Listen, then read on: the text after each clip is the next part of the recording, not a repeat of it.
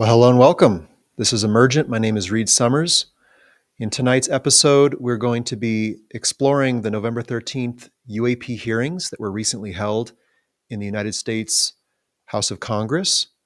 And we're going to be examining what the witnesses were able to bring forward as testimony on the record and what this may indicate about the future of disclosure and the present state of the public discourse regarding unidentified anomalous phenomena, what are most commonly known as UFOs.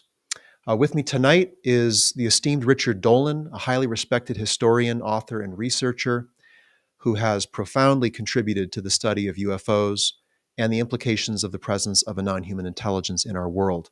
And I greatly appreciate Richard's work and have followed it for many years and greatly value how he blends scholarly rigor with the deep respect for the complexity of this subject. So I'm very much looking forward to tonight's conversation. The plan for tonight, we're going to be breaking down the November hearings and talking about questions of government secrecy, questions regarding witnesses and whistleblowers, questions regarding the future of UFO disclosure, and then we'll end up on the topic of non-human intelligence and possible activities and intent of this unknown, undisclosed non-human presence that may be in our world. Before we do so, I'd like to give a little bit of context regarding this hearing and explore the official communications surrounding it and its stated purpose and background with you all. So here on screen, we have the memorandum that announced this hearing. And I'd like to just briefly look at the purpose and background. This hearing will broadly examine issues related to overclassification of information, along with a reluctance to declassify information where appropriate. It will attempt to shed further light on recent journalistic accounts concerning secret federal research programs on UAPs not disclosed to the American public. This hearing will explore continued concerns about disclosure of UAP-related programs and information held by federal agencies. It will explore transparency issues surrounding the Department of Defense and the intelligence community, including its disclosure of spending information and its policies and procedures regarding classification and declassification. The hearing will also examine the work of DoD's congressionally mandated All-Domain Anomaly Resolution Office, or AARO. So with that, I'd like to welcome Richard on the show, and we will explore what came out of this hearing. Richard, good to see you. Hi, Reed. Hey, it's very nice to be here with you. Glad to be here. Yes, and I appreciate your work so much, and followed you for actually decades, and very much recently as well, as disclosure has kind of heated up and cooled down and heated up again, and you've offered a lot of insight recently.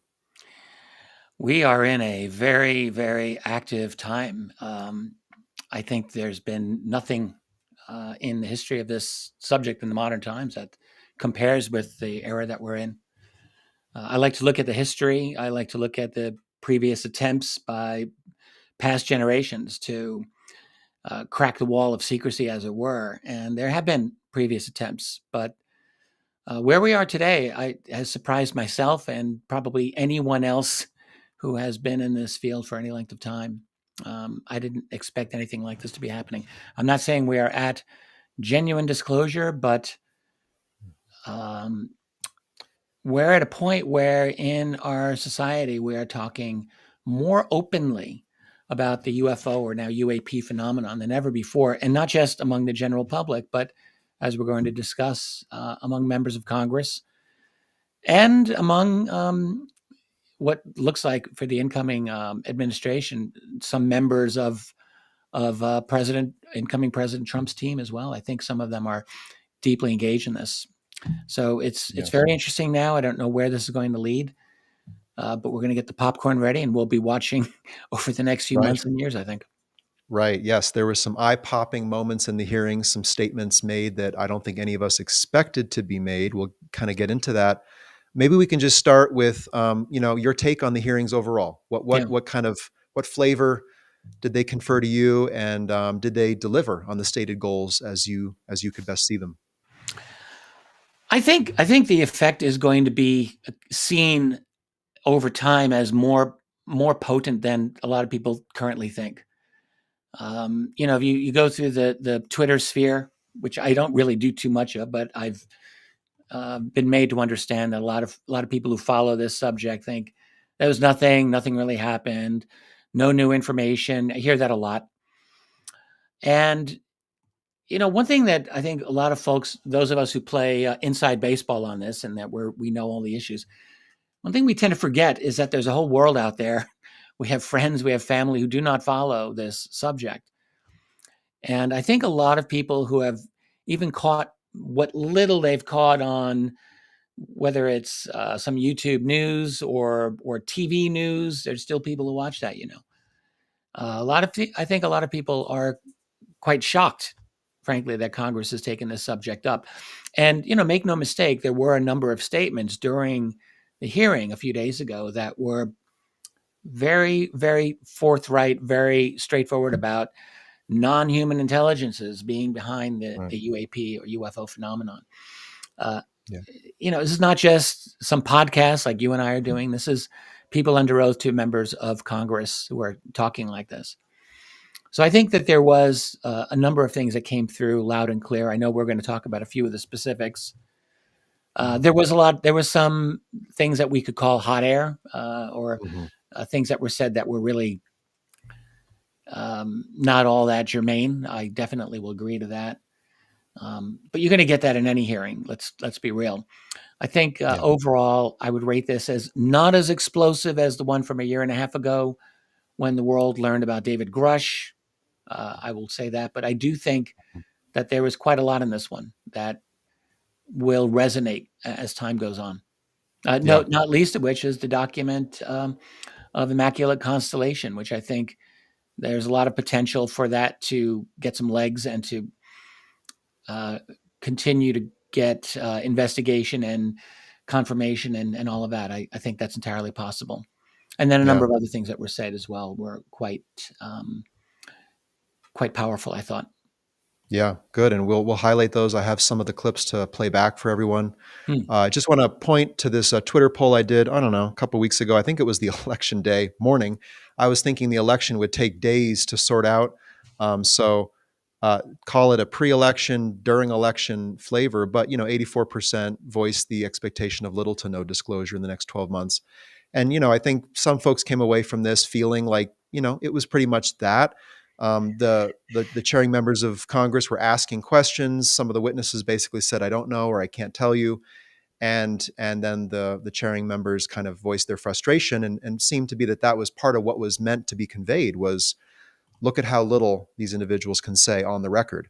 And even in a skiff, at one point, Congressman Grothman said that kind of alarmingly, they were unable to verify with three-letter agencies any of the comments made by David Grush during 2023's hearings. And I found that alarming. It's like, if they can't verify it then and all the way to now, what can they do with what would be provided in this hearing? I think you're touching upon a very central issue, which did come through loud and clear, which is that members of Congress are not happy about being locked out of this program, this phenomenon. I think a lot of them made it very clear that they feel that they have every right. They're elected by the American people. They are the representatives of the American public on this, and they have been locked out of this issue almost completely. In fact, let's just say completely, and they don't like that fact. So there's a lot of that, and then so we're really seeing essentially the veneer of the national security state being ripped open. We've got this veneer of a free and democratic republic and democratic institution where people elect their representatives, and that's how we do our government. And yet what we're actually seeing is something totally different. We're seeing the true nature of, what is an empire, a national security state empire, and we're seeing how it runs. And the way it runs is members of Congress are, what do we call them? Window dressing? Sometimes it seems like that. So I think they were definitely getting that message, at least a number of them were. And I think they were expressing their displeasure at that situation. And, the four witnesses, were not hostile witnesses. We could see that they were wanting to provide as much information to the members of Congress as possible. I would say at least 3 of the 4. I don't know about Michael Gold really being all that germane, to be quite honest. We can talk about that. But Lou Elizondo, I thought, did his level best to provide what he could. Michael Shellenberger, with his journalism, and particularly the Immaculate Constellation program. And Admiral Tim Gallaudet, I think, also was doing what he could to give the information that he could. But none of those people either were, completely in the know. Maybe Elizondo knew the most and had been the deepest in, but there's a lot he doesn't know as well, I think. Or what he does know, he is essentially gagged by Right. by security protocols. Yeah. And I hope to kind of explore later in this show tonight this whole reality of special access programs. And that acronym is being thrown around a lot. It was said a lot during the hearing. Yeah. And we have these acknowledged, unacknowledged, and waived special access programs, which seem to house the bulk of the secrecy. And yet it seems that Congress really does not have effective ways of either gaining oversight into them or even getting the people who No. oversee them to come testify and come on the record.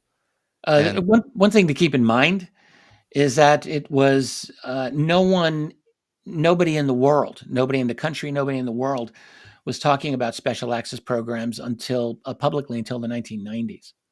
And they had existed for decades before that. What we call black budget, essentially, special access program. So they're called black budget simply because they're black. They're unseen by members of Congress when they vote on them, or if they see anything, they see the title of the program, but they have no idea what they are voting on. They're just told by the party chair what to vote for. Unacknowledged special access programs don't even get the title, so they don't even know. They don't know that they exist. Waived, and there's different now categories of special access programs. But the question is, members of Congress didn't pass a law to say, yes, we're going to create this type of program now. So, I mean, I would like to wonder about what is the legal justification for these things to begin with. Right. They're certainly not in line with how the American system of government was founded over 2 centuries ago. That's obviously the case. The entire principle of American governance is based on the fact that members of Congress are answerable to the American public, and they have every right to the information that has to do with funding any kind of program that the American government has. And by definition, these special access programs are beyond all of that. So we don't even talk about that. Like, we don't even get into the legal aspects. Like, how does this happen? It's a form of legal illegality. And but the UFO or UAP subject is perfectly designed for these special access programs. I mean, it's not that difficult to understand why. I think you have a phenomenon that sort of makes itself known to the American power elite no later than the 1940s, possibly before, certainly by the 40s. It's not difficult to see that they didn't know what to do with this knowledge, particularly if they acquired any kind of technology, let's say through Roswell or Cape Girardeau or what other retrievals they might have had. And the question always has to be, do we tell the world or not? And if you tell the world you've got this highly exotic technology, how it becomes that much more difficult to keep it to yourself. And then it becomes that much more likely that at some point you're going to have to share it. And if they don't want to share it, you got Soviet Russians trying to get your atomic secrets. You didn't want to share those in the 1940s. How could they possibly want to share something as exotic as alien tech? Of course, they're not going to. So you can see why they would start the secrecy. But then the real issue is how that secrecy continues and continues and continues. It never stops. It never stops. And I found the word waived quite interesting, because I believe waived means waived from congressional oversight or even congressional knowledge, as if it's been involuntarily waived, on its behalf. Yeah. Yeah. And so we have these compartmentalized programs even within SAPs. I would hope that Congress is looking at the unacknowledged and the waived side and not the acknowledged side, because it seems like that's where the secrets might reside. Um, I want to just turn real quick to just anything that stands out to you from this hearing that was stated on the record that seems to have been new or potentially game changing in any respect. And I want to start that off with this interaction between Congresswoman Mace and Lou Elizondo, which definitely piqued my interest when I Yeah. saw it. So I'll roll this, and then I'd love to hear your thoughts on that or anything else that stood out to you. Great. All right. Okay, Mr. Elizondo, you state in your testimony that, quote, advanced technologies not by our government or any other government are monitoring sensitive military installations around the globe, end quote. If these technologies are not made by any government, who's making them? Private companies, or are you implying they are crafted by a non-human intelligence? Well, ma'am, that's precisely why we're here. The problem is that, temporally speaking, over decades, not just the last 10 years, to put this in perspective, are these private companies you're implying, or is this non-human intelligence? It may be both. Okay. When it comes to Blue Force Technologies, I would not be able to discuss. Okay. Are you read into secret UAP crash retrieval programs? We would have to have a conversation in a closed session, ma'am. I signed documentation 3 years ago that restricts my ability to discuss specifically crash retrievals. I submitted for my book through the DOPSR process, which took a year for it to be reviewed. And what is in the book is what I was told I'm allowed to talk about. Has the government conducted secret UAP crash retrieval programs, yes or no? Yes. Okay. Were they designed to identify and reverse engineer alien craft, yes or no? Yes.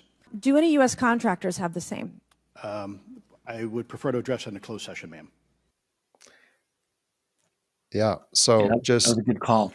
a strong affirmation in the word yes about alien craft. I don't know if I've heard that from Lou. No, actually, he did. And it was interesting that he said it was 3 years ago that he had to sign a document stating he would not discuss crash retrieval specifics. But back in 2019, I remember this very well. At the very end of May 2019, Lou Elizondo did a spot on Tucker Carlson's show on Fox. And it was a very interesting interview. And Carlson ended the interview. The last question he asked Elizondo was, does the U.S. government have possession of these, he said aircraft, but he really meant UFO craft. Mm-hmm. And everyone knew that's what he meant. And Lou Elizondo at first tried to get out of it. He said, well, Tucker, my NDAs prevent me from getting into that. And Carlson was about to walk away from it. He said, okay, well, that's great. And then Lou Elizondo said, but to answer your question, yes. And that was in 2019. And that was a kind of a very direct statement. I mean, stating the United States government had possession of alien craft. That is what he was saying on Fox TV, no less. A huge audience. There was no follow-up in the media on that, zero. Mm-hmm. But I wonder, and after that, Lou made a number of other statements on various like podcasts and interviews and whatnot to that same effect. So I suspect he was asked or forced to tone that down. That's what it sounded like. But here under oath, he was very forthright with Nancy Mace, that's for sure. A couple of other things about that. She talked about private contractors, and he didn't want to get into that, if you notice, but he knows, and everyone knows. Everyone in that group knows, of course, private contractors are involved in this. That's where all the action is. It's in the private corporations. And in fact, one of the back and forth statements I hope that we get into was a question by Congressman Burleson of Missouri, where he was referring to a piece of recent journalism by a gentleman who's a friend of mine, Christopher Sharp, who did a piece on Lockheed Martin, Bigelow Aerospace, and the CIA. This article came out just about a week ago. It's a very important article. It really follows up on some statements that had already been made by people like David Grush. And I'm sure a few others had talked about this. But, and George Knapp, I'm pretty sure covered this as well. But Chris did a really good job in putting it together in a good article. And let me just mention this here for your listeners in case they are not aware. So what Chris's sources, he had multiple sources who said to him that during the days of OSAP, so we're talking 2007, 2008, 2009, that OSAP, which was under the rubric of the Defense Intelligence Agency, the DIA, that it was attempting to transfer non-human technology held by Lockheed Martin and to have it transferred to Bigelow Aerospace. Bigelow Aerospace was the primary contractor to OSAP at that time. Robert Bigelow, who owned Bigelow Aerospace, was very good friends with Senator Harry Reid, who really oversaw the OSAP program from the Senate. And so what it looks like is that the OSAP program at its core may very well have been purposed for one thing, which was to transfer alien technology, for lack of a better word, from Lockheed Martin to Bigelow Aerospace. And that on twice they tried to do the transfer. Lockheed apparently was totally on board with this, but that it was blocked 2 times in a row by a senior executive at the CIA named Glenn Gaffney. And so the way that this was is that Lockheed Martin had possession of the technology, but that somehow the CIA still retained custody, I think is the word that he used in the article. So that this was prevented twice from happening. And when I saw it all being put together like this, it made a lot of other things fall into place. About a year ago, people learned about the failed special access program called Kona Blue, which was going to be under the Department of Homeland Security. It looks like this Kona Blue was the second attempt to get this technology transferred over. It failed when OSAP was under the DIA, and they tried to move the OSAP program to Department of Homeland Security, but it all failed. It never happened. So anyway, Burleson, there are 2 people he could have asked that if this story is true. One is Lou Elizondo. The other could have been Mike Gold. Mike Gold worked at Bigelow Aerospace from 2003 to 2016. He was there. I am sure he would know all about this. Would have given him an opportunity to talk about something other than NASA and, how awesome it is that NASA's involved in this now. But anyway, so Burleson did ask Lou Elizondo, and he basically said, is there any connection between Lockheed Martin, Bigelow Aerospace, and the CIA? And Lou said, yes, there was a transfer that was going to happen between Lockheed Martin, Bigelow Aerospace, and the CIA. He said, allegedly it was blocked. Right. He mentioned the collection of material having occurred back in the 1950s, I believe. He referred to a specific incident involving an aerospace contract company requesting to divest itself of the material. I'm going to take a wild guess. That's Lockheed. Right.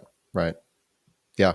I mean, now that we're learning about these umbrella programs like Immaculate Constellation that kind of house the compartmentalized SAPs, it seems like, well, to drill down into this, to get more insight, I don't know. What do you think? I mean, where does Congress go next? Because they look somewhat stymied and frustrated. And now that we're gaining insight into the umbrella, the SAPs, the compartments, how might they gain insight and penetrate this black sphere? Yeah, well, I think it's 5 days following the hearing. Technically, the hearing is not completely done, even as we speak. So for 5 days following the hearing, so that would be until, I guess, November 18th or so, they are empowered to ask further questions of these 4 witnesses. Whether they will do that or not, I don't know. But, if they want to do follow-up and so on. So that's still in play. One thing, so let's talk a little bit about Immaculate Constellation. I actually just did a piece on it on my YouTube channel today. I just called it Immaculate Constellation in plain English. I think it was a good exercise for me to read it over and just to kind of restate it in a way so that hopefully we would all be able to follow it, because it's a very involved document, but it's got some jargon. It's very technical. And I think that document that came to journalist Michael Shellenberger from a source that to us is anonymous, but not to him. He's vetted. He knows who this individual is. He said he had a couple of people confirming this program to him, but what he submitted to the members of Congress was an 11-page document written by someone close to this from the DoD that gave a pretty good lowdown of what Immaculate Constellation was or is. He actually stated in the document that this was somehow approved from within the State Department. I know. I saw that myself. That was a head scratcher. Yeah, I'm like, how did that? So did Anthony Blinken sign off on this? I would really like to know. I'm not saying that I don't believe it. I'm curious about how that happened. But a lot of the information in there struck me as very consistent, very congruent with my years of UFO research. But essentially, Immaculate Constellation, according to this document, is it's a secret government program that was kept hidden from Congress to gather images and intel on UAP around the world, and also not just UAP, but what he called reproduction vehicles. So he had ARV/RV, and ARV, I assume by that he meant alien reproduction vehicles. That's a term that people talk about or have talked about. So that Immaculate Constellation studies all of those, and they use various platforms, satellites, aviation platforms, sea-based platforms, ships, human intelligence, all types of intelligence platforms. It's a huge network, and it's part of a larger network that deals with non-human aliens, deals with alien collecting information on them, essentially, and that it's all about collecting and analyzing and studying this information to understand who these beings are, find out where they're hiding out, to predict where they will appear, all of this. And also to assess the nature of foreign adversary programs to do the same. So, this statement was notable to me in Lou's, I believe it was in Lou's opening remarks. I think I have it on screen here. If we can put up the current slide.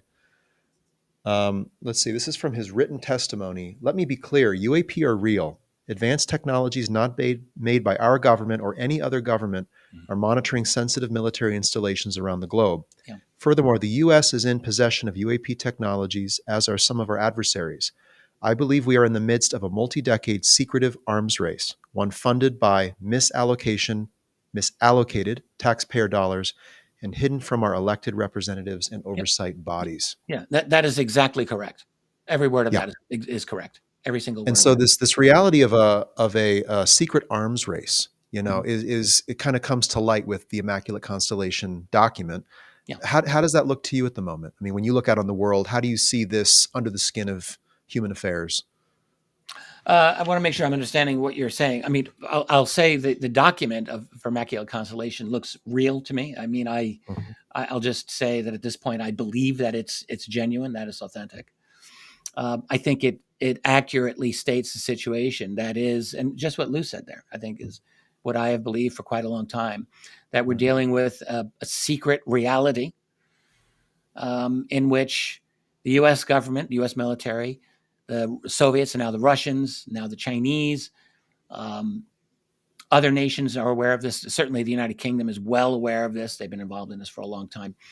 And many other governments are fully aware of the UAP reality. And these beings, and they're not from here. We can discuss where they're from. Are they from another planet? I would love to get into that with you, Richard. Let's do it. But let's stay on Immaculate Constellation a little longer, but we'll get there to the NHI side. That's right. One thing that I think is absolutely is true is that they are monitoring our sensitive technologies. Absolutely, they are. How could they not? Right. How could they not? We just take for granted like that we live like this, that we're in this magical technological super duper age that we're in. This is all brand new. Historically, a couple of generations ago, we were still living in wooden huts, and now here we are. I'm having a nice conversation with you across the country. Right. we're living in a magical time with magical technology. We've figured this all out just like this. And so obviously, any advanced intelligence that's going to be looking at us is going to be very interested in every little thing we're doing because they know we're clever. They know we like to put our nose into everything. They know that we're looking at them as they're looking at us. They know all of this. And they're predicting it or they're wondering, but they are deeply interested in what we're doing. You know, I still sometimes hear UFO researchers say things like, oh, how could these aliens be interested in us? We must be like insects compared with them and all of this nonsense. It's not nonsense. It is nonsense. We are on this exponential curve. And I'm not saying that we're going to be at their level in the next decade or 2 decades or whatever, but we have made an enormous leap from where we were. Right. And they see you've talked a lot about the differentiation between ancient possible contact and modern possible contact. I'd love to dig into that a little bit, which is when you look at the 20th century, what happened in the 20th century? Well, the biggest world conflicts in the history of humanity, Exactly. The development and use of nuclear weapons, environmental degradation on a scale never before, and the potential threat of the habitability of the planet long range. And like that's quite a signal to send out there, and a technological one at that. I mean, that is detectable completely. And how would you map that on top of the UFO phenomenon we're seeing? Well, great question. So one thing I'm very interested in is tracking UFO sightings historically. And you're giving me a great opportunity to talk about one of my latest favorite talking points. Would love to. It will make me unpopular among some people who follow this field, but the truth is the truth. People love to talk about ancient aliens. I've been on the show, Ancient Aliens, many times. It's fun. But I will just say that we really, seriously need to give the whole concept of ancient aliens a very hard look. And I'm not saying that there is no significant ancient observation. I think that there has been. I have gone through many, really all of the ancient reports that I'm aware that exist. Most of them I think you can discard. Now, it's true. We have lost 99% of all of our ancient literature. It's all gone. Most of it's gone. And so that's a big caveat. But when I look at the sightings that we do have that have come down to us, almost none of them really, practically none describe anything that you would call a craft. Some of them are very interesting light phenomena that move in ways that are not explainable. And I do take those seriously. But a lot of them are just religious, paranormal. I mean,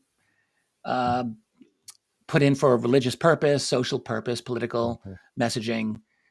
You read these carefully, you can really see that. What I see when I look at the ancient and early reports is there was some good early sightings, mostly of a hands-off nature. That's what I see. But once we start getting to the 15th, 16th, 17th, 18th centuries, we start seeing more that are actually looking pretty good. I've just essentially completed a very extensive 3-volume history of USOs. It's about to be published. Volume 1 will come out maybe within a month, and then I'll follow it very quickly with 2 and 3. I've got about almost 700 USO cases that I've tabulated. The first really good one that gives me any confidence comes from 1717. I have not found. There's a couple of potential ones from earlier. And I say this because, I mean, I've been trying to find these early cases, and they're not, there's either nothing there, or they're just not, or there's nothing there. Yeah. So I think it seems to be there's a little bit of poor mental discipline in the association being made, right, between this ancient and modern contact. You've asked the question many times. They're making the wrong connection. And we need to understand this, because look, if we want to understand what we're dealing with, one thing we have to get straight is, when have they started coming here, at least in significant numbers? Because that makes a big difference in how we might interpret their motivations. If they've been here for a couple of thousand years, we might think, okay, maybe they're not here to harm us. If they just arrive, well, we don't really know, do we? Right. So what I see is a massive uptick in sightings during the 18th century, 19th century, and then the major one is World War II. There's no way to get around that fact. World War II is when it all explodes. Right. There were some pretty good sightings prior. I found them. There's some good ones. But in terms of quantity, it's not even close. It's not even close. So World War II was the trigger. And it wasn't just that we got the atomic bomb, and I mean that is important. It's everything. Computers, radar, electronic means. When I'm studying the oceans, because I've just done this USO study, it's all during the 20th century that we really only began to understand our oceans. The whole science of oceanography didn't begin until the 1870s. That was its bare bones beginning. We didn't have a workable submarine until the year 1900, and that was just bare bones. We didn't have the ability to use things like sonar and echolocation until around the time of World War I. We just started to be able to peer into the oceans in the 20th century.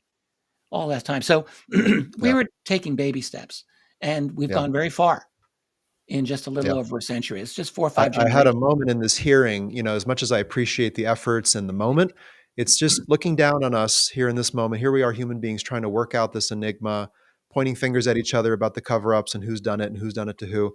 And here there's potentially a visitation event taking place at a whole species level.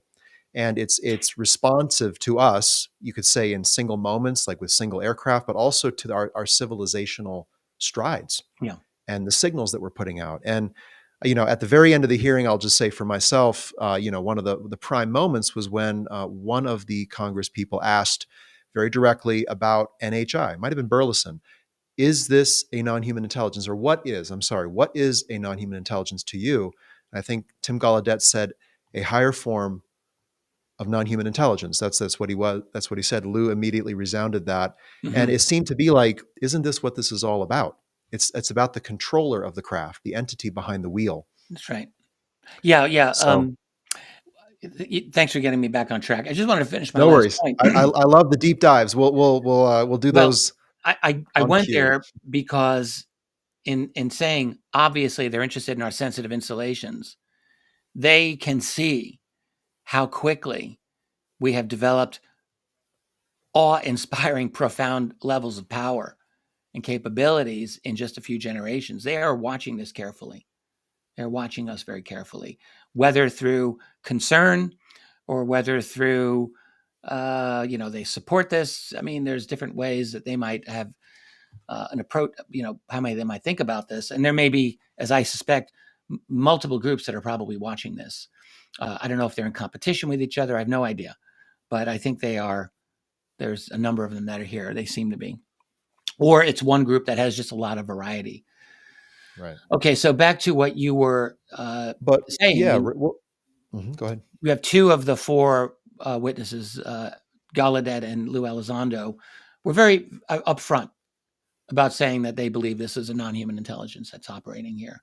And Shellenberger was on the fence. Maybe he didn't feel comfortable giving his opinion. I don't know. And Mike Gold also said he didn't know. But he wants to find out. I suspect Shellenberger knows full well that it's not human intelligence, and I suspect he's playing the game of CYA like a lot of people will do. Yeah. Let me ask about the revelations he brought forward in the Immaculate constellation. We've seen the 11, 12-page document. How do you think this changes the conversation? Does it move the needle? Yeah, I think, well, it can. What has to be done is, we've got to go through the process of finding out how Shellenberger, really a lot of it's going to come down to him, how he's going to be able to convey the authenticity of this document. He was asked very pointedly about, the nature of the author of this document, and he was not willing to state that. He wouldn't even say if his contacts were with DOD when it's clear that the author of this document was from the DOD. Yeah, I think he wouldn't say where in the DOD. And then a congressman said, well, it's a big department. And he said he wasn't willing to reduce his universe of potential sources. Yeah, that's right. Good memory. Yes. Yeah. So I think, it's going to come down to a lot of it, Michael Shellenberger, and I'm sure he would like to help authenticate this document. I don't think he has any doubts about it. He says he's vetted the person who provided it and other people who are able to provide confirmation of it as well. So the question is, how is he going to be able to do that? I don't know how he's going to do that. Yeah. He wants to. He doesn't want to give up his source. We understand that these people don't necessarily feel safe. I suspect that this is a temporary problem. I just have this feeling that we're going to get through this. I don't know how, but Yeah. I have a hard time thinking that this is going to stay where it is right now indefinitely. I think Mhm. within a few months, maybe we may Yeah, I wanted make to some kind progress. of dive into the whistleblowers and witnesses aspect of this, which is who they called, who they didn't call. Did they need to call different people or people who had a different level of access, even non-access to the Well, programs? And it's a question: Are program people compromised? Are they, can they come forward viably and testify? Do they need to be under, some sort of polygraph test or something to confirm the authenticity of what they say? Because there's indications and then there's misdirections, and I could imagine misdirections could be given as well. Not ascribing that to these four witnesses, but it's a question going forward. And as we look into what might be a series of hearings, which Chris Sharp in his most recent one of his most recent articles said he's heard that this is the first in a series. Who needs to testify to get down to brass tacks on this? yeah, you need people who've worked in the programs. Seems to me. We've all been told that roughly 40 or so people have testified or at least provided information to members of Congress already. Um, and it's really a good question to ask. Why haven't like those people been brought forward? I mean, Shellenberger is Right. not one of them. I'm sure Mike Gold isn't one of them. Is maybe Lou Elizondo is one of those people? Probably. I don't Right. know if Tim Gallaudet was one of those people, but I mean, clearly there are other folks who know a lot, who would be able to, and why they haven't is a really good question. I don't know the answer to that. Yeah. I have been made to understand in the build up to this that there were that it was actually, at least is my impression, is that it was very difficult to get people, and that members of Congress were scrambling, that they were having a rough time, a difficult time trying to get Right. people to Yeah. testify. Now, why? I don't know why. Is it that people were afraid or people were prohibited? This I don't know.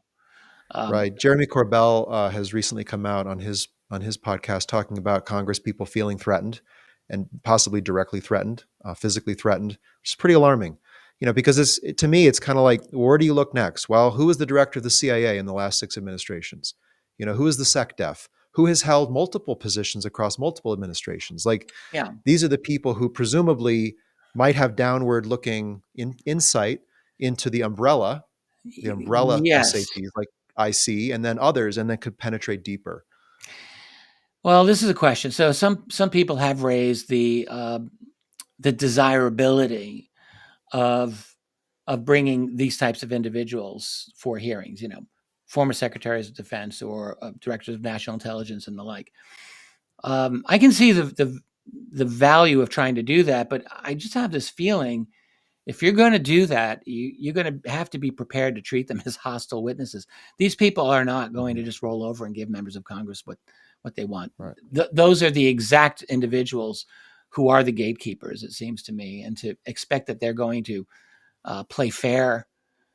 I mean, they're all used to dealing with members of Congress. They're all used to stonewalling Congress. This is an old game. What you really need for hearings are whistleblowers. It Mhm. seems to me, not. I would think you get the whistleblowers first, then with They arm. call they Once you're call they armed call with, the supervisory authority to account.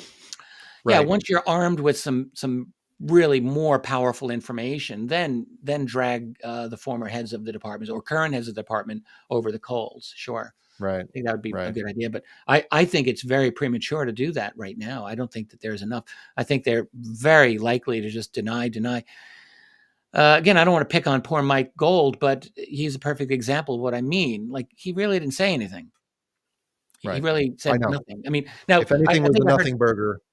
Ross Coulthard was defending him. He said, "Look, the fact you have someone at NASA willing to do this as a positive thing, okay, I can get that." But the fact was, he really said nothing, and Yeah. you could easily see department heads paying lip service and saying all these things without really saying anything. So you need Right. whistleblowers. So Did I would think yeah, some did of those anything 40 else people. yeah, right. Yeah, did anything else stand out to you as like the peak moments of this hearing? What might stay and linger in the space and lead to next steps? There was some pretty interesting comments relating to USOs asked of Admiral Gallaudet. Um, Hmm. he didn't have what we could call hard information, but he had reasonable information. He said he had spoken to a Navy colleague who had told him of a submarine encounter back in the 1980s with a very, very fast moving object. He said it moved faster than a Soviet torpedo. Right. Um, He actually used the word orders of magnitude faster, and that was used twice. With Lou talking about 3,000 Gs, up to 3,000 G forces, and then Gallaudet talking well, about. you've got a heck of a memory. I'm very impressed. Well, Yes, I that's went right. through it with a fine tooth comb. Yeah. Well, very good. Yeah. But I thought Gallaudet's statement on that was really quite um, like that warrants follow up, because what he stated was that this object came at the sub, and Right. I think it moved off, and it was clearly not something that anyone had. It was beyond human technology. Yeah. There's a lot of USO stories that I can definitely say with confidence now, having Yeah. gone over that Well, history. I'd love to hear them all, and I'm sure We you'll be getting those out. we will. Regarding more witnesses and Yeah. whistleblowers, the topic of immunity has come up, amnesty for those involved in these programs that might have criminal implications hanging over their heads. Whistleblower protections seems to be a key step. And I know there are organizations like the UAP Disclosure Fund that are working on that. I mean, do those look like the next gates to get through, Well, or is there some other no, bypass? that has to be done, and it has to be written really, really well. So our mutual friend Annie Sheehan and his amazing wife Sarah Nelson are kind of leading that effort, at least as far as from a citizen's point of view. And I know this is something that is very important to them. And they're both attorneys. They both have access to many other attorneys. They know how to write good law. Mhm. And I know that they want very powerful whistleblower protection. So it's good to be able to write the law. It's getting it passed, which is entirely another matter, if that's Mhm. even going to be possible. This is not a country that is favorable to whistleblowers. We just had the story a couple of days ago of the young man Teixeira, his last name, Right. who is just sentenced to 15 years in prison. And what was he in prison for? He actually leaked information that simply went against the Pentagon's talking points about the Ukraine war from a year and a half ago. They say he put people's lives at risk. That's nonsense. He didn't put anyone's lives at risk. He literally embarrassed the United States government, which kept saying Ukraine's winning, Ukraine's winning, and he released this information from inside the Pentagon that made it clear that no one believed that Ukraine was winning, and Right. it was illegal. I mean, I'll say that, but they're locking him up for 15 years. So Yeah. so whistleblower protections, uh, you know, we have a long way to go there. Right. And in terms of UAP whistleblowers, it's one thing to protect you from your job and to protect you from legal harassment, but then there's all the forms of informal and professional harassment that you would be subject to that is never going to be covered by any law. Right. These whistleblowers, they all have got clearances themselves. Those clearances matter to them. That is their career. That is their profession. That's their money. That's what they support their families with. They've worked their entire lives, many of them, to get these clearances, and they don't want to blow it by becoming a whistleblower. So it's very difficult. Passing the legislation might help in some cases. I'm sure it will, Right. Right. but it's So yeah, it's I'm got to be curious. good. I'm curious at this point, looking forward from this hearing. We have the IC Immaculate Constellation submitted evidence. We've got the submitted testimonies. We don't know what the witnesses will say in a secure facility, and if that will be verifiable to those Congress people involved with the three-letter agencies, knowing that they were not able to verify what David Grush brought forward a year and a half ago. So we have that moment, this moment, And then we have the whistleblower reality. We have the programmatic reality that Congress doesn't seem to have access to or insight into. How do you see disclosure rolling into this new year and also into this new administration? It's going to take some time. I don't think this is going to happen right away. Yeah. I just, unless, you want to get a 2 a.m. tweet from President Trump when he's in office saying, "Hey, it's been real. We all know it." I mean, I've sometimes Right. wondered if he's the kind of guy who would do that. But realistically, I think we're looking at a long game here. Yeah. You pointed it out. You did very well. I mean, it's been a year and a half since we've had David Grush. That was a real bombshell when Grush went out there. I mean, this was a man who was high level with the UAP task force. He had a variety of high level clearances. He's a brilliant guy. You can just tell by listening to him, and he was in the position to know certain things. And what happened? He got a little bit of publicity, mostly alternative news media, a little bit of mainstream publicity. The U.S. government, the Congress tried to pass the UAP Disclosure Act and didn't really get it passed the way they wanted. It got essentially gutted. It wasn't even written into the NDAA for this year. So now we've had this other hearing. The second hearing has done well. I mean, it's actually, I think it was a successful hearing as far as these things go. But is it going to be enough to move this needle? Not in the near term. I don't think so. Yeah. And by the time the new administration comes in, we're looking at a couple of months. We're going to be looking at other issues. This issue is not going to go away permanently. I do think Congress and the Senate, by the way, is supposed to be doing something next week. Have heard very little about that, but that's supposed to be chaired by Kirsten Gillibrand of New York. I'm assuming that's still happening. Right. I think they're going to be talking to the new head of Arrow on that, and I'm not expecting much to come out of that. Right. Yeah. So I was a little bit annoyed when Arrow was brought up as the point of contact when I think Lou was asked about biologics, and he said, "I could not provide that to you in a skiff. You'd have to go to the official agency responsible, Arrow, which has not acted in good faith so far." I was a little peeved by and that. he knows that. Yeah, of course. Of course. By the way, the Now, Lou, Immaculate constellation document really called out Arrow too, essentially saying yeah, that it's been deceptive to members of Congress. right. So it's a bit of a non-starter to say go to Arrow, right? When that's just the Pentagon investigating itself. Yeah, So, there's talk of the new leadership there. We'll have to see. I yeah. really what I think I have been fortunate to have some conversations with people very much close to that scene, and I think it's fair to say that Arrow is the DoD's attempt to create a new Project Blue Book, Mhm. and that there are a lot of folks within close to that who are very upset about this, and they don't like the fact that Arrow does not appear to them to be an honest or Right. a serious attempt to inform the public about this subject. Now, can that change? Who knows? I don't know, but that's the Right. way a lot of people see it right now, I think. Now, three things Lou did bring up, and I'd like to talk about them briefly here, is he brought up this idea of a single point of contact to manage the UAP issue, highlighting that really no one is in charge. It's very balkanized within the government. And then a national strategy for whole of government approach at the academic, private, and international levels, and then protection for whistleblowers. And so this idea of what could be a presidential advisor on UAP or NHI affairs. Do you have any thoughts on the viability of that? The new I think a lot of administration. this is going to be contingent. We're hearing a lot about Trump coming in with people like Elon Musk and Vivek Ramaswamy to have this Department of Government Efficiency.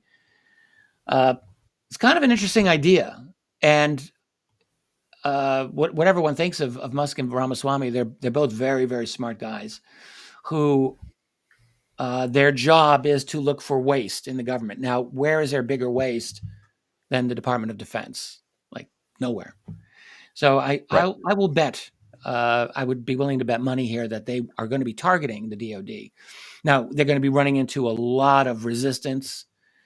Cutting government bureaucracy is a little different than cutting corporate bureaucracy, but they're going to try.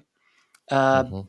the new head of DOD, at least if he gets confirmed, might be okay with it. He's not a 4-star who's kissed ass to the military industrial complex his whole life. Right. So he might be okay with it. So I guess what I'm saying is I expect that we're looking at a potential shakeup at DOD. That is, if what it looks like at this early stage, what Donald Trump might be trying to do. He has a lot of reason for disliking these people. I mean, he had a very difficult time with them his first time around, with the CIA, with the intelligence community, with the DOD. They were not his friends, and he was not theirs. And they basically, I think, he made some bad choices with people to bring on his team as well.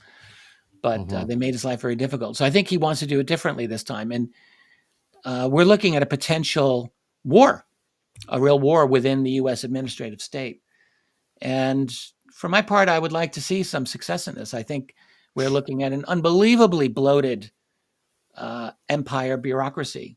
So I guess what I'm saying is, if Musk and Ramaswamy are actually able to make some changes here and to cut massive amounts of bloated fat, retire some of these 4-stars who need to go, maybe we can see something happen on the UAP front. I think I don't expect much to happen there, because I think it's going to take a back seat to some of this. I think we're going to be looking at a bureaucratic war happening in the next coming months when Trump comes in. Right.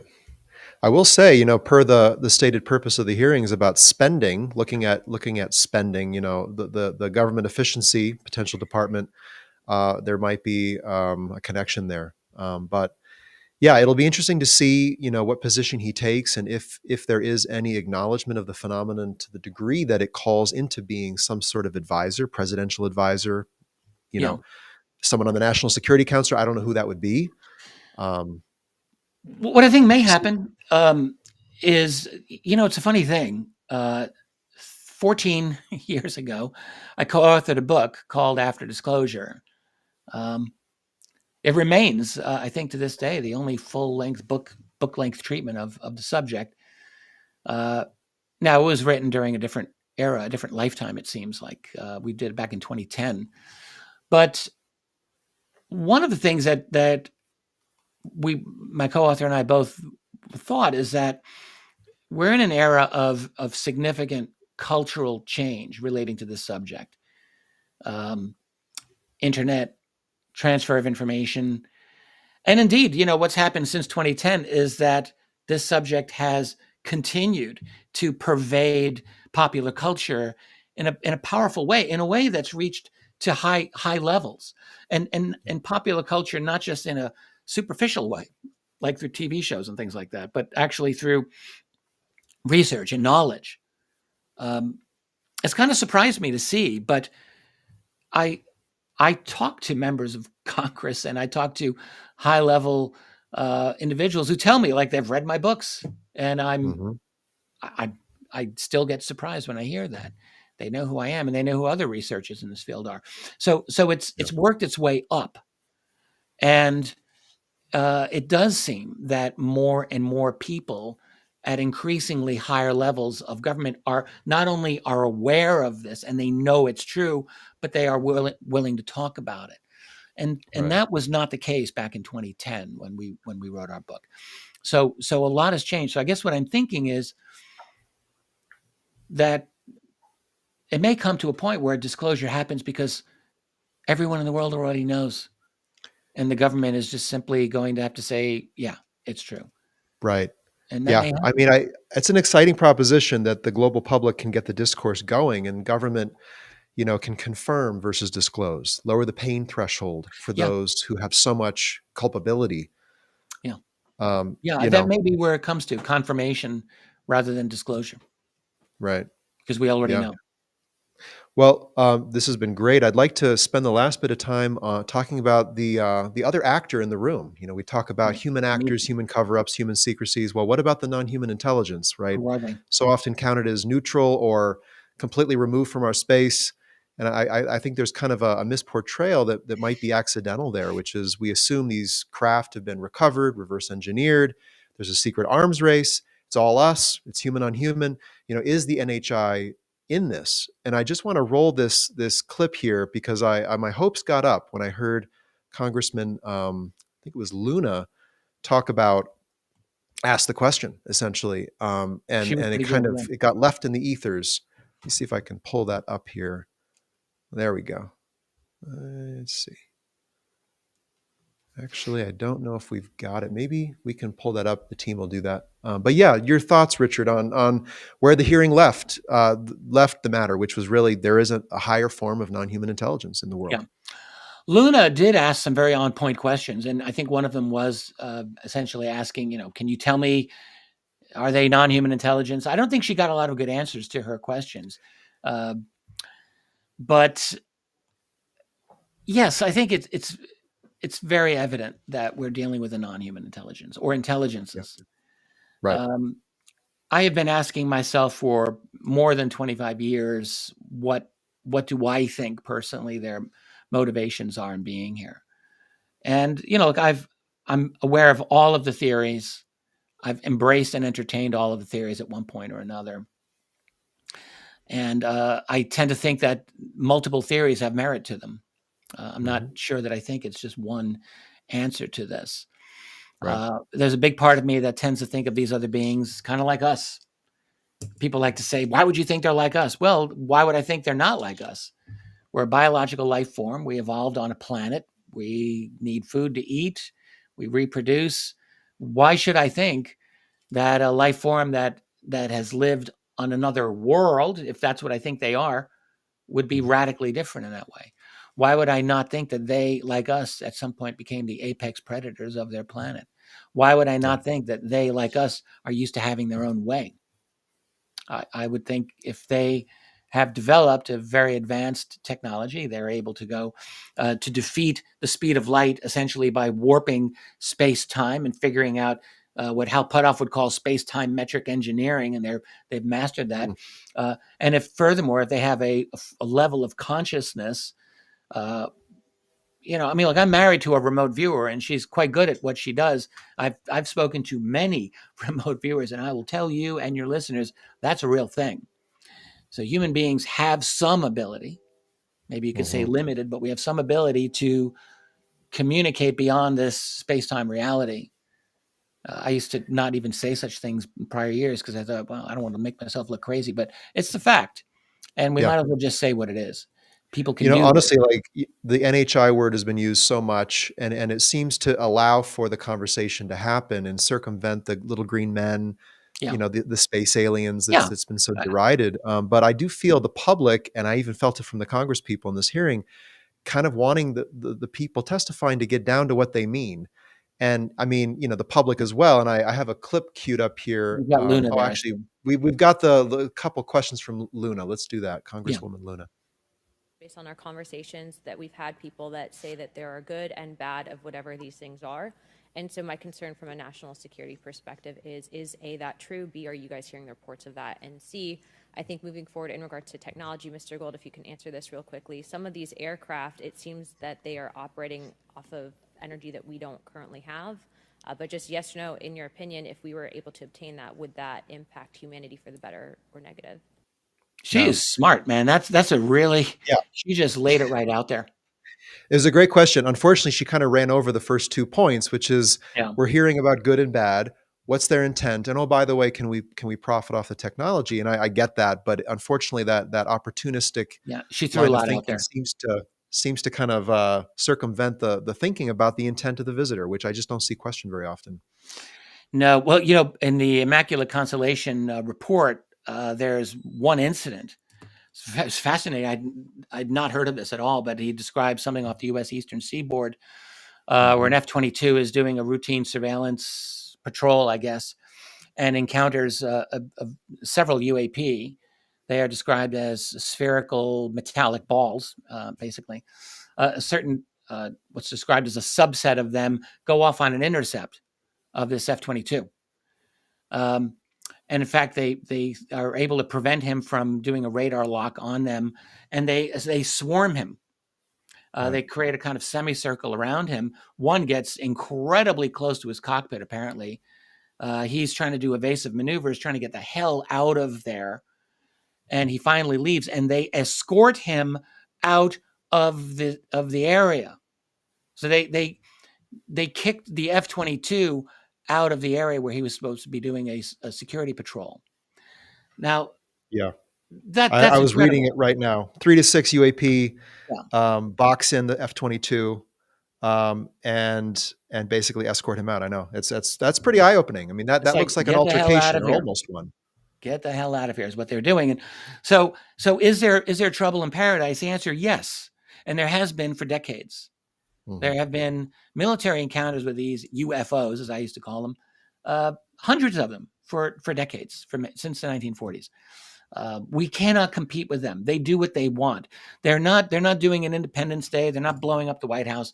But there have been events in which there has been some level of hostility. There have been many events when I'm going through the USO history in which they've come and have literally disabled aircraft carriers and battle cruisers for upwards of half an hour at a time. In other words, shutting off communications, electronics, weapon systems. So, Richard, how do you interpret that? Is that a show of presence, a show of force? Hard to know. Intimidation? You got to ask, like, are we the baddies or they? Like, we like to, if you're in the military, your instinct is to say they are engaging in hostile activities to us. We have to deal with that. Fair enough. That's what they're trained to do. That's what we pay them for. But you can take a step back and ask, are they actually being aggressive with us, or are they telling us to chill the hell out and they don't like what we're doing? Who's right, who's wrong here? I mean, you can really step back and look at that from a bigger point of view. And I don't know who's right and who's wrong on all of these. But there is reason to think that there's some conflict going on. So does that mean that they're hostile? Does that mean that they're doing a planetary takeover? I keep coming back to the theory of David Jacobs. I think he's the one that everyone likes to think about. If someone doesn't know, David Jacobs was a historian. He's retired now, but he did a lot of hypnotic regression. He really got into that and regressed hundreds of people. And it was his conclusion that these abductees all had their alien handlers, essentially, some human-looking handlers, but they were not human. And these people would talk about the great change and the transformation, which he interpreted as a planetary takeover. Is that true? I don't really know. Maybe not. Maybe they're just seeing the great change that we're currently in. We are in a great change. Yeah. I mean, the hearings, had a few moments where sparks seemed to be flying with Congresswoman Boebert talking about, hybrid individuals, genetic interventions, alien bases. And of course, that you could write that off as a bit of a crazy talk. And it did have a crazy veneer to it based on her prior statements. But I would take it to mean that a congresswoman is hearing that come to Congress. I mean, that's exactly what her assertion was. It would be very foolish to dismiss that type of scenario, first of all. I mean, many serious researchers for many years have collected scores of accounts of human-looking non-humans, for lack of a better word, who are infiltrating our society. Hybrids. I personally believe that is true. I believe that's true. There's too many. I mean, whether you're talking about David Jacobs or everyone's favorite grandmother, Barbara Lamb, who's a wonderful woman, and her attitude is that these hybrids are wonderful. It's a good thing. They're trying to help us move on to the next level of whatever it's supposed to be. But she's gotten stories, many, of human-looking hybrids. Are they true? This is the real question. And I think, if I were pushed to the wall, I would say, yes, I think it's true. I think that this is happening. Now, is it happening for a nefarious purpose? Totally possible. It's totally possible. I mean, why would it be all that outrageous? It would be a little bit more difficult to argue for the fact that it would have a beneficial purpose. Not that it can't be argued, but the burden of proof would be a little bit more on that side of the coin than the other. Why would they think that we're beneficial to this world? Why wouldn't they think they deserve this wonderful planet? Right. We have an incredible world. Yes, I'm sure there's a lot of life out there, but are all the planets as amazing and awesome as Earth? We've got genetic diversity everywhere. in the oceans and on land. How many worlds have water and land? Mm-hmm. Like, we have just the Right. right balance. We got both. We have these amazing weather systems that provide like all of this abundance of life. Like, it's really great here. What would stop them from saying, those human bodies are pretty cool too. We could take over those bodies and be living for 1,000 years at a time, eating caviar on the French Riviera for the rest of it. Like, that would be an awesome thing for them. Right. Seriously, I'm not saying this as a joke. Like, No, if you no, were I know you're not. coming from elsewhere, you would think this is a fantastic place, and the current population is doing a great job at screwing it up. Right. So I mean, we'll look do at a the better 20th job. century again. The 20th century saw the greatest loss of species biodiversity, ecosystem destruction, permanent alteration Natural of biomass. planetary systems. What's that? Natural biomass. I was looking at the Right. statistic. I think in the 1880s is when the amount of human biomass for the first time equaled the amount of natural biomass for the entire rest of the world, of all other animals in the wild. Yeah. In the wild, not domesticated, Right. not including cattle, in other words. And then since then, we've outstripped them. So Right. for most of our existence, in other words, natural wild animal biomass vastly outstripped human biomass. Of course, until the 1880s when we matched it, and since then we've just outstripped it. That clearly cannot be a long-term sustainable answer to Right. life on this planet. There's just no way. There is no way that can be a permanent solution. Can't be Right. possible. I mean, as I see it, the UFO enigma is not solved or anywhere close, but we've got key data points on the edges, on opposite sides. So we've got kind of what's happening with UAP, nuclear incursions, military sites, the statement that there might be a risk to national security or world security. Okay. And then over here on the citizen side, you've got the abduction phenomenon, potential hybridization phenomenon, and other indications of not a overt aggressive takeover, but a covert passive integration or infiltration. We don't know. And then we as we hear the authorities in this field talk, they want to say NHI, but then in the same breath they'll say, well, if the universe gave rise to us, it could give rise to others. And so what are they saying there is that there could be other species that naturally evolved in a natural universe. And so There's you no think of, question that okay, this has to be. This yeah, must be the case. It must be the case that life and intelligent life. I now firmly believe that life, given enough opportunity, becomes intelligent and will mhm, achieve the kind of intelligence that we have. Certain conditions have to be met, absolutely, and I think that the bipedal body plan is actually necessary, probably necessary for high level intelligence to develop. It's not the other way around. We don't become bipedal because we're intelligent. We became intelligent because bipedal existence allowed us to use our hands and manipulate our environment, and mhm. and we began selecting evolutionarily for intelligence. Became our secret power, our superpower, and I think that's probably happened elsewhere in the universe.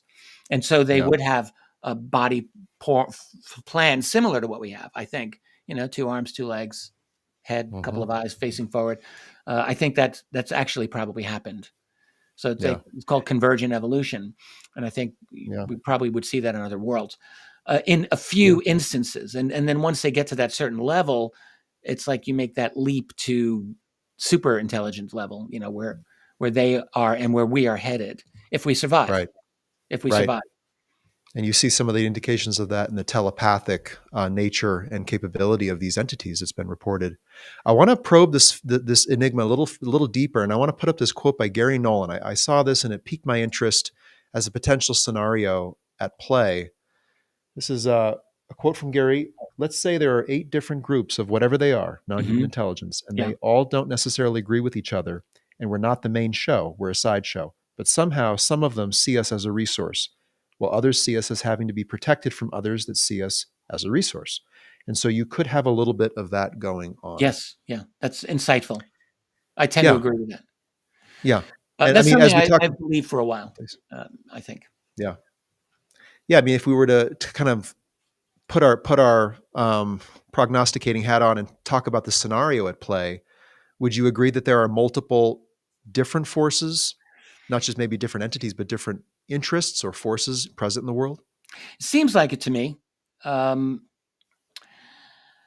often liken it to being at a baseball game without having the scorecard, so I don't know who the players are, which is frustrating. Right. I think that there are multiple players. Why do I think that?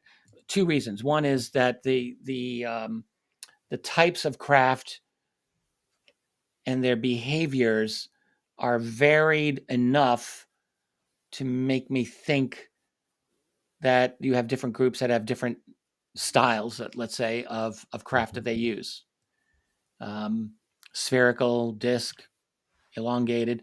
There may be a lot of overlap. I wouldn't deny, but I tend to think that. And also, of course, because there are a variety of beings that have been physically described by people that look quite different. Now, you can say there's a room for genetic modification. I mean, think about it. For any being that would be here, they would probably have to be genetically modified to some extent just to be able to walk around and survive here and survive the microbes. So you could imagine that you would a species would have a variety of avatars from Earth-based life forms. Yeah. That I mean, if you're would be coming all well this suited to them. distance to undertake a programmatic engagement to gain access to resources, let's just imagine, wouldn't you want to use the local resource base, the local Right. adapted species? Makes sense to me. Exactly, you would. So I mean, it's hard to know how many groups are here, but the other reason I think that there are multiple groups is that there have been a number of, we'll just say, unverifiable leaks over the decades that have seemed to indicate this. And so I'm inclined to think so. Yeah. Yeah. So, to kind of wrap up here for those viewing, I did want to kind of get big and broad, more than just events of the day and details of the congressional hearing. So I appreciate this. We went there together, Richard. I want to mention one but more we had thing, if you yes, don't mind.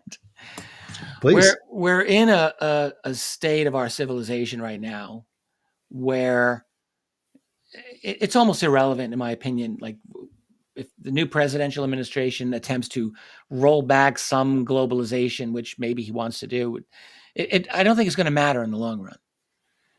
I think, at most it's a bump in the road. This is what I think. So we're moving toward a globally, centrally controlled digital police state, for lack of a better word. I think that's likely to happen. I mean, I would not want to see it happen, but I think it's going to happen. So that we're looking at a complete transformation of the human species into a fundamentally different form of organization. It's going to create a new kind of human, psychologically, physically, in the brain, everything. I think that's happening. Is that connected to the presence of NHI or Yes. NHI enacting that? Okay, so that's the question. Are they causing it, or are they seeing us do, by the very inexorable nature of the logic of our civilization, what they've already gone through? That is a transformation of the species into this highly rationalistic, controlled, organized, rationalized. Look at our society compared with 500 years ago, 100 years ago. I mean, where everything is managed. We've got supply chains that are digitally controlled, step by step, from China to every place, through the Strait of Malacca, all the shipping going through the Red Sea, all of it is tightly controlled. It's micromanaged. Everything is micromanaged. It has to be for this system to work. It's a powerful system of digital control and information. It's very powerful. It allows us to live lives that were unimaginable even a couple of generations ago. But I think it requires intricate digital control. And that means basically a technocracy. That's not a democracy. I think that the world of democracy itself is a bump in the road of humanity. I think so. So we're becoming like them, because I believe that they are probably very similar in the level of control that exists over them. And they're following their algorithm just as we're learning to. So are they directing it? maybe they're guiding it in the way that they want it to be guided, but I don't think they're creating this. I think that they just know this is happening, and maybe they Yeah. want to guide it the way they want, perhaps. I mean, it might be difficult for some spacefaring individuals or forces to fundamentally obstruct the natural movement of 7.5 billion humans, but they could certainly seed technologies, inch us along, tweak our direction in a way that might pair better with theirs. And I don't know if that's to the point of integration, collaboration, or some sort of takeover ultimately. But yeah, I mean, we have these indications of a secret arms race, sub rosa, right? Carl Nell, David Grush. We have indications of maybe alien bases, possibly a hybridization program. I mean, it comes together to provide a scenario that I think is it's we can bound all of these infinite possibilities into some more logical probabilities regarding that scenario. Yeah. One final thing, if I may. We've all grown up. We all watched Star Trek at one point or another, probably many of us, and we've all heard the Prime Directive. So in Star Trek, the Prime Directive means you do not interfere with a developing civilization. That would be a tremendous crime. I actually have come to feel like if that isn't an intergalactic law, it really ought to be, up to a certain point. And I can't think of anything worse to having such a rare instance of a species of a world that develops a level of self-awareness, which we did, that develops an ability to ask philosophical questions of the universe and of ourselves and of life and everything. Like, that's a beautiful thing for a species to be able to do that. It is rare. And so you would like to think that a species that sees us or sees a young species in that process would not do the most horrible thing imaginable, which is to disrupt that process. Where the species needs to go through this process of learning, and you can't do it for them. They've got to do it themselves. This is what I tend to think. And also, if you were to come in as gods, the psychological trauma that you would probably inflict on that species would be unimaginable. Like, we have words for this if it's done to individuals, but for an entire species, it would be a horrible thing. And so, so there's that. So then you have to get to the question of, at what point is the human race able psychologically actually to handle the existence of these very advanced beings? We like to think that we can handle it, but I don't know if we really know what these guys are like, these beings are like. We look at the Hollywood movies and we see them in one way, but what if they're not like that? What if it'd be like sitting in a room, alone in a room with someone who's staring at you, and they have an IQ of 1,000 and they can read your mind. They know every single thing in you that you've ever thought. They know it better. What if they could impel you to act? What if they could trigger or suppress your emotions? Oh, that's even taken on another level. But if they don't even do that, the intimidation factor, like, would be terrifying. It would be like, you would be like a dog cowering before an angry master. Like, that's what it could be like. Yeah. And I suspect that it could be like that. And then, as you're saying, taking it to the next step. So the question is, are we actually able to handle them? Like, really able to handle them? Is this part of why disclosure has not happened? Is that those who have made the deals and attempted engagements have realized the nature of the entity, and they've seen what's been done in private, secret, and disclosing that is tremendously difficult. I mean, Hal Puthoff has spoken of conferences back in the Bush administration where they gathered together the brightest minds and gave them the problem. Can this be disclosed? How could it be disclosed? Can't be done. That's the result. Yeah, I'll just tell you, about 20 years ago, he told me this privately, and I was never able to say that I was told about this, but he's gone out with it, and it's true. He was actually part of this. One thing he said to me at the time is that this type of thing came up every 5 years or 10 years or so. And one thing he said to me specifically, I've never forgotten it, is that there was one subcommittee. It was a legal subcommittee. And he said they came to the conclusion, this is very prosaic. They said, look, the lawsuits alone, the class action lawsuits and the corporate lawsuits alone were enough to scare them to death. It's like one contractor is in on it. This other competitive contractor is not in on it. You've got violations of all kinds of laws just there alone, and that's just scratching the tip of the surface of things. So it was just a god awful mess from their point of view, and they were like, "There's no way we can do this. Not now." So what is it that will be disclosed? That's the question I don't hear folks asking. We just want it. And yet what is it? Here's what's going to happen. It's going to happen. We're never going to be ready for it. We are never, ever going to be ready for this. Not psychologically, not as a society, never. But it's going to happen anyway. Who's ever ready for their first child? Answer, no one. They think they are. No one is. You're not ready for these things. And we are going to have this happen to us. It's because it's an inevitable direction of our own society. We can't help it. You have people saying we got to stop strong AI. Yeah, well, good luck with that. You can't help it. This has its own power, its own momentum, its own inexorable logic, and disclosure is the same way.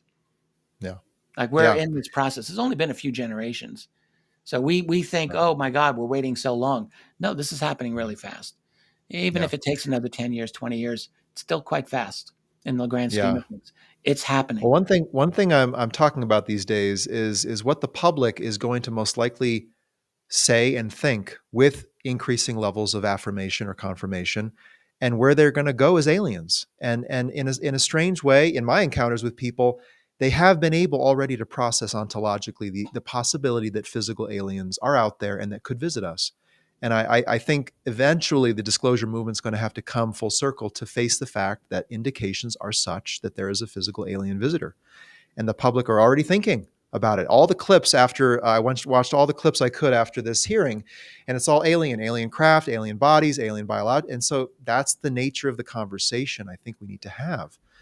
And as a species, can we handle contact with another species? That is the question. I'm not saying we can, but here it is. Life happens whether you're ready or not. Exactly. We're never going to be ready, but it's going to happen nonetheless. The question is when. It's going to be messy, won't be controlled. Like people talk about controlled disclosure as if we've got this ability, like somehow this magical power that we can control the process. I don't think so. Yeah.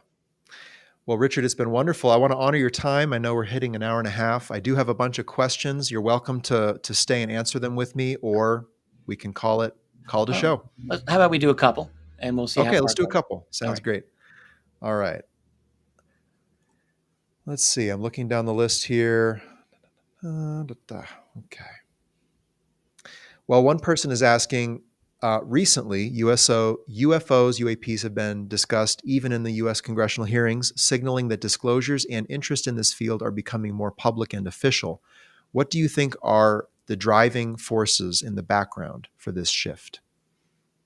What's driving this out? Why now? Why not before? I think we actually alluded to this earlier. I was trying to. I think that our society and our culture have it's a momentum, and we've gotten to the point where it's difficult to stop. I mean, internet's had something to do with this. It's transformed the nature of our conversation. It was the development of the internet in the 1990s that actually, frankly, allowed one of the first big things on the internet, and even pre-graphic user interface, was UFOs. Other than computer programming, UFOs and aliens were actually the first major internet bulletin board to exist, starting in 1986. Yeah, it's called Paranet, and it kind of opened up the internet. 1986, a man named Jim Spicer started it. So the interest has been there, and the technology and the infrastructure has allowed for it to sort of spread throughout our society, and it's taken a little bit of time, but it's having an effect. In the earlier years when you had 3 TV channels and there was like 2 or 3 UFO journals that had a subscription base of 2,000 or 3,000 each, like you couldn't get the word out. But I think people have a natural curiosity about this, and this now that we've got the technological means to do it, it's happening. It's happening. Yeah. And we can't help it. We're creating the infrastructure to make it happen. Rich, I want to get your take on the 2027 matter, which is there seems to be some compelling factor that's forcing this out. And so in addition to, you're right, the mind of the global public, cell phones in every hand, social media, have we reached a point where it can't be kept back? That's on the inside. But then on the outside, is there an external forcing factor? Could be NHI self-reveal, NHI retaliation has been brought up. I don't have knowledge Any of thoughts that. on that? So I don't really know what to say about that. I have been hearing, I'm not trying to minimize this, but in 30 Please give us the years of historical following, perspective, because you've seen it all. I've seen a lot. And there have been On this predictions issue. galore. There have been nothing but predictions since when I first entered this field, it was 2000, and that was Y2K. And there were people talking about Ascension 2000 at that time. We were supposed to ascend. I went through the whole ridiculous cringe of 2012 Ascension as well. And all of the disclosure predictions that were made throughout all of these last number of decades. There was the asteroids that were supposed to be coming with spaceships, not just the one in 1997, but a bunch of others. There's all of these secret wars that were supposed to be happening. Like I've heard it all these predictions. Yeah. Most of them, all of them, have amounted to nothing. So when I hear predictions again, I just forgive me for looking with a bit of a cold eye. I'm not saying that there are no ulterior plans, but I've never found one that's turned out to be true or that I believed. Yeah. All right. Fair enough. I get it. Here's another question. Hi, Richard. You said once that there were conservatively 50,000 UFO sightings per year globally. Yep. Good quality ones. And you said that it was around 10% of all total sightings. That was an estimate. My question is, what are all these phenomena doing? Why such a huge number of sightings? Thank you for that question. There must be some kind of program going on. Well, it makes me ask the same exact question. And I have a website, Richard Dolan Members. I ask questions like this frequently, and I've tried to figure it out. Yeah, that's right. I think 50,000 is probably conservative. I mean, look, there are 10,000 year in, year out in North America alone every single year. And I would encourage people to go to the National UFO Reporting Center. That's a free open database. You can just read the reports. He's got 6,000 a year there alone. And some are pretty inconsequential, but others will make you stop and say, wow, like some of them are very good. At least 1 out of 10, and really realistically more like 1 out of 5. Now they're raw reports. They don't get investigated, but still they're quite credible, I think. And that's just North America. We're only 5% of the world's population, US and Canada, actually less. Most of the world doesn't have a good reporting infrastructure. Now, maybe the United States is more active than other places, but I'm betting Africa's got a lot that just doesn't get reported. I'm betting Asia's got a lot that doesn't get reported, because we do get reports coming in from those regions. Just again, the reporting is more spotty. So I think there's a lot going on around the world. So what are they doing? Is the question. Do they have their own secret infrastructure, their own cities, their own lives that they live? Are they living inside mountains? Are they living below the ocean floor? I think the answer to both of those is yes. I think that they have their own economy. I suspect they do. I suspect they have their own missions, their own things that they do. Maybe they've got their own colonies that they are living here and just kind of staying off the grid as much as possible, but with the supervising governments like the US and the Russians and the Chinese are aware of this, and there may be an agreement for now among them to say hands off because we know how to defend ourselves. Maybe that's it. That wouldn't shock me at all. I'm just guessing, but I try to answer because there does seem to be a lot of traffic, and when you think about it enough, I feel obligated to ask myself at least, what could that represent? Right. If it's a program, what kind of program? I mean, it seems like the conversation has to rapidly move beyond UAP, nuts and bolts, shiny craft in the sky, under the ocean, and we have to start talking about the entities, the intent, the agenda, because I think there are indications that we can use to kind of deduce that, or at least to start to narrow the field and then gain better insight through better data collection, which is something I'm passionate about and working on the side. If there is an abduction phenomenon, could we go collect the data to prove it? It's a question. Right. And versus just stay focused on, the outer phenomena, not the inner side of it. Clearly, the United States military intelligence infrastructure has got some answers here. I mean, we talked about Immaculate constellation. They've got the satellite platforms. They have information on these craft where they like to hide out. Mm-hmm. So there is information. The question is, can we get it? The government is not just scratching their head and scratching their behinds thinking, oh, I wonder, as Ronald Moultrie of the DOD said a couple of years ago, well, we're looking into it. We'll get back to you when we got some answers. Like that's a lie. That's nonsense. Right. There are answers. And so the question is, are we going to be able to get that? Do we know? Yeah. Is there an alien base somewhere in the Puerto Rico Trench? I'm going to guess the answer is yes. And I'm going to guess that there's a few other places as well where they've got bases. Well, there are some citizen UAP tracking initiatives that are looking promising and that could yield at least indications, not complete understanding. This is why a disclosure is going to have to be inevitable, because we can't help ourselves. This is what we do. We're assertive, we're inquisitive, we notice things, we've got technology. How can we not do this? I mean, the government's had a head start for 70, 80 years. Okay. But the rest of the world's catching up, and we're developing the technology, we're developing the capabilities, and we're not going to be able to stop this process. Somehow it's going to come out. Yeah. Interesting. We'll take one more question here. One more, and then I'll probably say goodnight. Sure thing. And this is one to keep you up at night. Let's see, where did it go? There we go. What do you make of the statements made at the hearing about mental control of the UAPs? If these beings can operate the craft mentally, what kind of mental influence can they have over certain people to further their agenda? And I will note that in the Immaculate Constellation submission, there is a report, the CVN flight deck personnel report, in which I'll just read this because it's kind of apropos. Good one. The observing personnel felt as if they, quote, snapped out of a trance, end quote, and had a sense of profound unease. And it just hints at the fact that UAP encounters do come hand in hand with something of a psychological, mental component. So I guess that's the question. It's more than that. It's a typical aspect of an encounter. I would say it's typical. My wife and I call it cognitive manipulation. It's probably the best way I can think of it.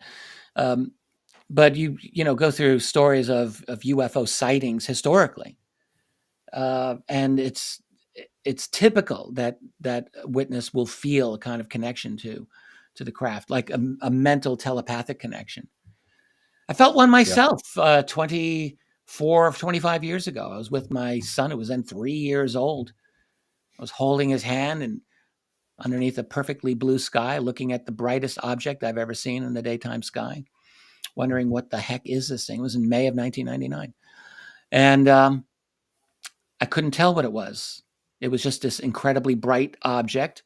And in my mind was this idea, I don't know why I thought this, was don't look away, because if you look away, you will never, ever see this again, despite the fact that there was nowhere for that thing to hide. There was not a logical thought by me. Right. Unfortunately for me, my son wanted to know why his poor dad had turned into a statue and was trying to get my attention. He was becoming very agitated. And I thought, I'm going to have to look at my son to calm him down. And I actually went to point at the object to hold its place in the sky. And I turned to him for 1 second. I said, hang on, I'm watching something. I turned back and that thing was gone. That's a minor sighting, but I absolutely feel like there was a connection there. Somehow was it a display for me? I mean, it seems egotistical for me to say, oh, it was there for me. But, there are a lot of people who felt this way in sightings, that there was some kind of connection. Who am I to say there wasn't?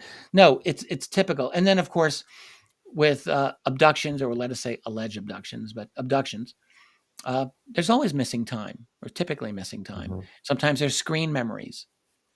They know how our minds work better than we do, which is saying something. Right. They understand how we work, and we have some understanding of that. We have a better and better understanding of that, but they're ahead of us. So this idea of, like, as you were talking about on the carrier, that was an interesting one. There was a spherical object that was just hanging out over the aircraft carrier for a certain period of time, and when it left, it was like they were coming out of a trance. Right. That's Right. typical. So many encounters have had that physical, biological, mental, emotional effect on Yes. the person seeing it. Well, it seems to me that we're encountering a set of entities, and it's a meeting of minds. It's not just NHI; it's the human intelligence side as well, and it's intimate. Everyone looks to the government to disclose the entirety of this, and I would say to myself, I don't know if the government has the entirety of it. I mean, who knows what NHI have done with single humans Indeed. outside the purview of government? I'm sure that there are elements connected to the government that know more than we do. I believe that that's true, but do they know everything? No, that's a good question. I don't know. Yeah. Well, Richard, wonderful to share this time with you. Thank you so much for your insights. Enjoy your work. I have up on screen here your website and your X account, Facebook, and your YouTube Thank you. channel. I highly recommend following Richard and his work. Get onto his site, become a member. He puts out amazing content and perspective and analysis, and you are the standing historian of this phenomenon, and we appreciate you and all you've done over many years. Thank you, Reid. I love what I do. I love this life. I love this field, and I very much appreciate what you do as well. So right back at you. Thank you. Appreciate it. Well, we'll sign off now, everyone. Thanks, Richard, for joining us. This has been the Emergent podcast. And at the next episode, I'm going to be talking a bit more about the hearings, the nature of disclosure into the new administration, and some insights from some upcoming disclosure events that I'm going to be able to attend.